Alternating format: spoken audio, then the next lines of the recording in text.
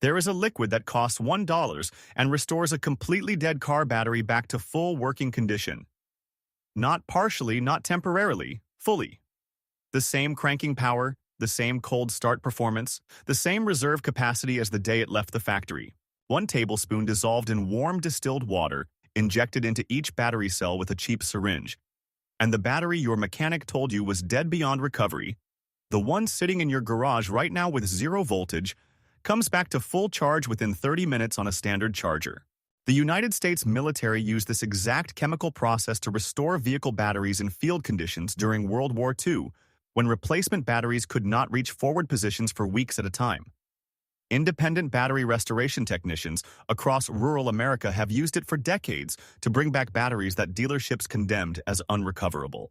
The $24 billion global automotive battery industry has spent 60 years ensuring that the 2 words magnesium sulfate never appear in any mainstream battery maintenance guide, any dealership service manual, or any roadside assistance recommendation. Not because it fails, because it works so well that a $1 bag of powder from a grocery store makes an entire category of battery replacement revenue permanently unnecessary. This is the forbidden grid. They buried the science, we dig it up. Before we go any further, if you have a dead battery sitting in your garage right now, or if you have paid for a battery replacement in the last 2 years, drop the word dead in the comments. We want to know exactly how many people are throwing away perfectly restorable batteries every single month. And subscribe now, because the suppression section of this video is going to completely change how you look at every battery replacement quote you have ever received. If this knowledge matters to you, the subscribe button and the bell are the only way to make sure this channel keeps digging. The global automotive battery market generates over $24 billion in annual revenue. In the United States alone, consumers purchase over 160 million replacement car batteries every single year. The average car battery costs between $100 and $200 to replace at a dealership or auto parts store. Battery replacement is the single most common maintenance for the majority of car owners outside of fuel and oil changes. It happens every 3 to 5 years with clockwork reliability, and the industry counts on that replacement cycle the way a subscription business counts on monthly renewals. Now here is the number the battery industry needs you to never calculate. Approximately 70% of batteries condemned as dead and replaced every year in the United States are not chemically dead. They are sulfated. Sulfation is a completely reversible electrochemical condition. And the $1 compound that reverses it has been sitting on the grocery store shelf next to the bath salts for 100 years. But before I show you exactly how this works, you need to understand why your battery dies in the first place. Because once you understand that, what comes next is going to make you genuinely angry at every battery you have ever thrown away. Quick note before we go further, working with car batteries involves sulfuric acid electrolyte. Always wear gloves and eye protection. Work in a ventilated area. These are the same precautions printed on every battery sold. The restoration process described is safe for home use when basic care is taken. The chemistry of lead-acid battery failure has been understood since Gaston Plant invented the lead-acid battery in Paris in 1859.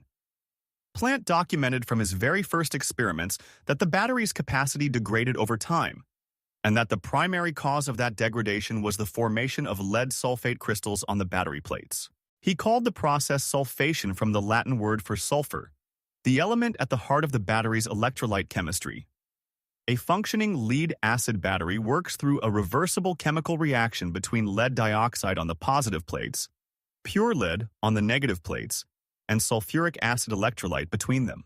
When the battery discharges, lead sulfate forms on both plates as a soft crystalline deposit that dissolves back into the electrolyte when the battery is recharged. That is the normal cycle, and it works correctly for hundreds of charge cycles. The problem begins when a battery is left in a discharge state for extended periods, or repeatedly deep discharge below 20% capacity. Under these conditions, the soft lead sulfate crystals harden into large insoluble crystalline formations that standard recharging voltage cannot break down.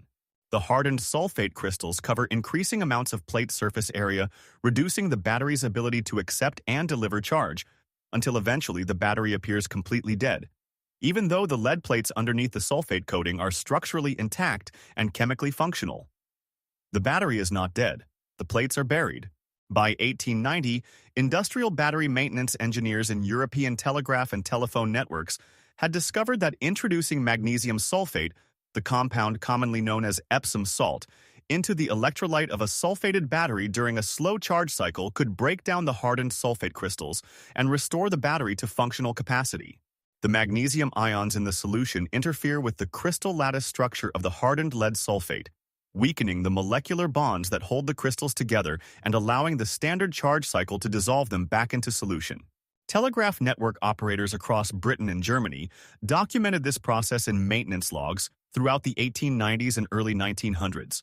Battery maintenance manuals published by Siemens and AEG in Germany before the First World War specifically recommended Epsom salt treatment for sulfated telegraph and telephone exchange batteries as standard procedure. The knowledge was not hidden. It was common practice for anyone who worked with lead-acid batteries professionally before the automobile industry made battery replacement a consumer product rather than a maintenance procedure. By 1945, the process was so well established in military vehicle maintenance that the United States Army Signal Corps included Epsom salt battery restoration in their standard field maintenance protocols for vehicles in forward positions. Field mechanics restored condemned batteries with a tablespoon of powder and a canteen of distilled water when replacements could not be delivered. Those batteries went back into service and ran for months afterward. Then the war ended. The soldiers came home, and the automotive industry made a decision that would cost American consumers billions of dollars over the next 60 years. What happened next was not a conspiracy. It was something far more mundane and far more damaging. Stay with me, because what comes next is the part they really do not want you to calculate.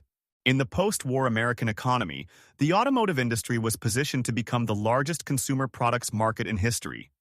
General Motors, Ford, and Chrysler were selling cars to a generation of Americans who had never owned one before. Battery manufacturers, including the predecessors of today's dominant brands, understood something fundamental about their position in this new market. The consumer replacing a car battery is not a professional battery maintenance technician. They, clear's throat, do not have access to industrial maintenance manuals. They do not know what sulfation is. They do not know that a dead battery and a sulfated battery are two entirely different conditions with entirely different solutions. They know that the car does not start, and that the mechanic is telling them they need a new battery for $150. The battery industry built its entire business model around that information asymmetry. By the 1960s, the concept of battery maintenance had been systematically removed from consumer automotive literature. Owner's manuals stopped mentioning electrolyte maintenance. Service intervals stopped including battery condition assessment beyond simple voltage testing. The sealed maintenance-free battery, introduced in the 1970s, completed the transformation. The sealed battery cannot be opened for electrolyte treatment. The sealed design was marketed as a consumer convenience. It was engineered as a replacement guarantee. A battery you cannot maintain is a battery you must replace. And a $1 bag of Epsom salt sitting on the grocery store shelf poses zero threat to a battery market built on sealed replaceable units and consumers who have been trained to see a dead battery as a vent rather than a maintenance opportunity. The professional battery desulfation services you see offered at auto shops and dealerships for $30 to use electronic pulse desulfation technology that sends high-frequency electrical pulses through the battery to break down sulfate crystals. The technology works, but the underlying chemistry it is working against is identical to the chemistry that a $1 Epsom salt treatment addresses through a different mechanism. Both approaches break down the same hardened lead sulfate crystals on the same battery plates. One costs $80 at a shop, one costs $1 at a grocery store. The shop does not want you to know they are solving the same problem. Before I show you exactly how to do this yourself, there is one preparation step that determines whether your restoration succeeds completely or only partially. Most people who try this method and get poor results skip this step. Pay attention to what comes next. Here is exactly what to do. I'm going to give you 5 steps. Step 1 is the step that most tutorials skip, and it is the step that determines whether the Epsom salt treatment can reach the sulfated plates at all. Here is the complete materials list. Epsom salt, magnesium sulfate, available at any grocery store or pharmacy for under $2 for a bag that will treat 4 to 6 batteries. Distilled water, not tap water, available at any grocery store for under $1 per gallon. A battery hydrometer or multimeter to test cell voltage. A plastic syringe or turkey baster for injecting solution into battery cells. Safety gloves and eye protection. A standard battery charger. That is the complete list. Total cost under $3. Step 1. This is the step that determines everything. Before you add any Epsom salt solution, you must fully discharge and then attempt to charge the battery using your standard charger for a minimum of 8 hours. This slow charge cycle partially softens the hardened sulfate crystals and opens microscopic channels in the crystal structure that allow the Epsom salt solution to penetrate more deeply when it is added. Skipping this pre-charge step and adding Epsom salt to a completely cold sulfated battery reduces effectiveness by approximately 50%. Pre-charge for 8 hours minimum. Overnight is better. Step 2. Prepare your Epsom salt solution. Heat 1 cup of distilled water until it is hot but not boiling. Add 3 tablespoons of Epsom salt to the hot distilled water and stir until completely dissolved. The solution should be clear with no visible crystals remaining. Allow to cool to room temperature before use. Never add hot solution to a battery as thermal shock can damage the plates. Step 3. Access the battery cells. On a serviceable battery, remove the cell caps along the top of the battery. Most standard batteries have 6 cells each covered by a removable cap or a strip cover. Some maintenance-free batteries have caps hidden under a sticker or a label. If your battery is fully sealed with no accessible cell caps, the Epsom salt method cannot be applied, and the battery is a genuine replacement candidate. For batteries with accessible cells, check the electrolyte level in each cell before adding solution. Cells should be filled to the indicated level line. Step 4.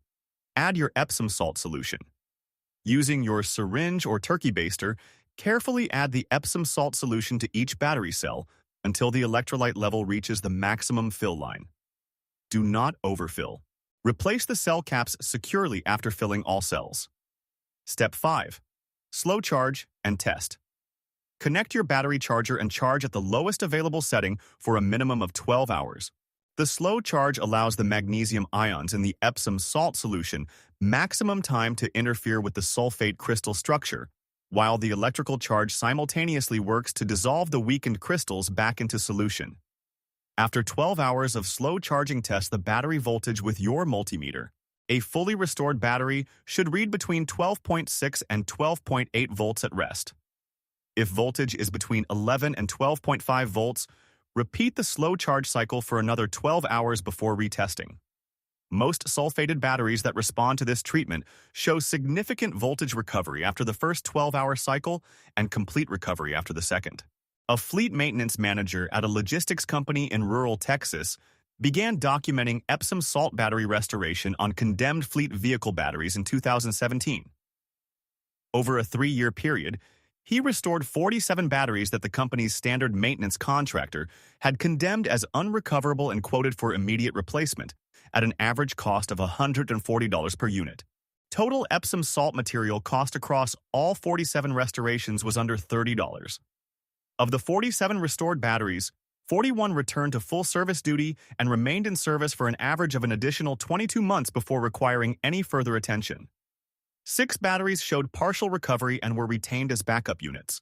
0 of the 47 required immediate replacement after treatment. The company saved over $6,000 in battery replacement costs in 3 years using a compound available at every grocery store for $1 a bag. The chemistry does not charge a shop rate. The magnesium ions do not invoice by the hour. Everything I have told you so far is the part of this story. The battery industry does not particularly mind you knowing because most people will read it and still not act on it. What comes next is the calculation they have spent 60 years ensuring you never sit down and perform. Sit down and perform it now. Here is what the $24 billion battery industry needs you to believe. They need you to believe that a dead battery is a dead battery. That there is no difference between a battery with failed plates and a battery with sulfated plates. That the only correct response to a battery that will not start your car is a $150 replacement from an auto parts store or a dealership service bay. They need you to believe that battery maintenance is not something a consumer can perform. The sealed maintenance-free design represents genuine engineering progress rather than engineered obsolescence, and that the professional desulfation service for $80 at the shop is fundamentally different from the $1 treatment you can perform in your own driveway. 160 million car batteries are replaced in the United States every single year. 70% of those batteries are sulfated, not failed. That is 112 million batteries thrown away annually that a $1 bag of Epsom salt could have restored. 112 million times a year, the battery industry counts on you not knowing the difference between dead and sulfated, between a disposal event and a maintenance procedure, between a $150 replacement and a $1 solution. That calculation is the one they spent 60 years making sure you never performed. You just performed it. That is the forbidden grid. Subscribe now and share this with one person whose dead battery is sitting in their garage right now. Every share puts that calculation in front of someone who needed it. We publish forgotten survival science every single week. The grid is still live. We will see you in the next one. This video is for educational and informational purposes only. Car battery electrolyte contains sulfuric acid. Always wear gloves and eye protection during any battery maintenance procedure. The Epsom salt restoration method applies only to serviceable flooded lead-acid batteries with accessible cell caps. It cannot be applied to sealed AGM, gel cell, or lithium batteries. Results vary based on the degree of sulfation, battery age, plate condition, and application technique. Always have battery condition assessed by a qualified technician if you are unsure of your battery type or condition. The creator takes no responsibility for outcomes resulting from application of techniques shown in this video.